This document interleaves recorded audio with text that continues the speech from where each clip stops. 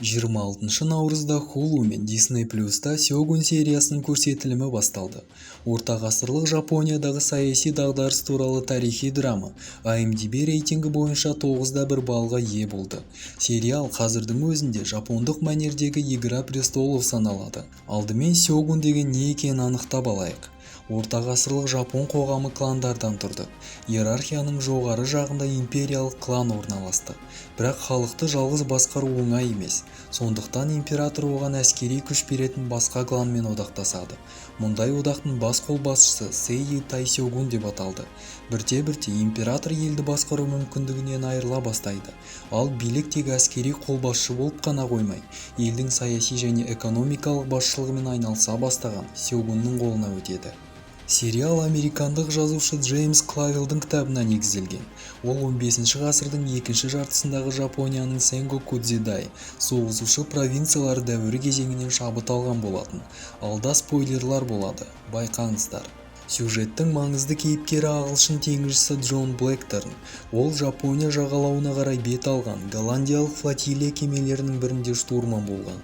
Алайда жағалауға өлім аузындағы 10 шақты матростармен бір ғана кеме жетеді. Блэкторн еуропалық әлемнен мүлде хабары жоқ және христиандарды варварлар санайтын Жапониямен танысады. Ол тірі қалудың жолын іздеп, Жапон мәдениетін түсініп тіл табуға тырысады. Ол уақытта Жапон елі соғыс алдында тұрған болатын. Сондықтан артиллерия өнерін жақсы білетін, тәжірибелі шетелдік теңізші керек адам болды. Мұны жақсы түсінген даймё Йоши Таранага Блэкторнды өз қамқорлығына алады. Таранага оған леди Мариканы аудармашы ретінде тағайындайды.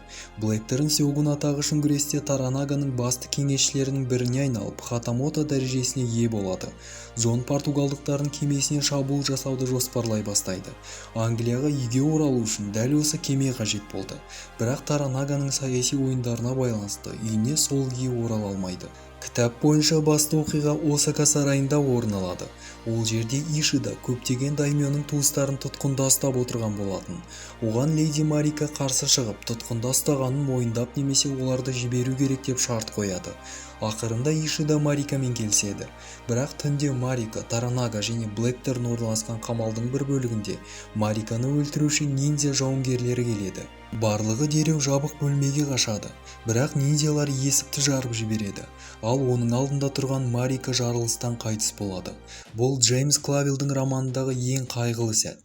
Кейіннен Блэкторн шабуыл жасауды жоспарлаған кеменің өртеніп кеткенін біледі. Бірақ Таранага оған жаңа кеме құрастыруға адамдар береді. Сериалдың соңына қарай Таранага христиан даймёларын өз жағына тарту үшін кемені өртеуге бұйрық бергені белгілі болады. Блэкторн осылайша Жапониядан кете алмай Секигахара шайқасына да қатысады. Нәтижесінде Таранага Сёгун болады, ал оның басты қарсыласы Ишида тұтқынға алынып, Жапон дәстүрі бойынша мойнына дейін жерге көміліп, 3 күннен кейін өлтіріледі. Жалпы сериалдың сценарийі, актерлық құрамы мен атмосферасы үшін көруге кеңес беремін. Сериалдың бір сезонында 10 серия шығады деп жоспарланған, ал әрі қарай басқа сезондарға созылмауы мүмкін. Менің бүгінге айтарым осы достар.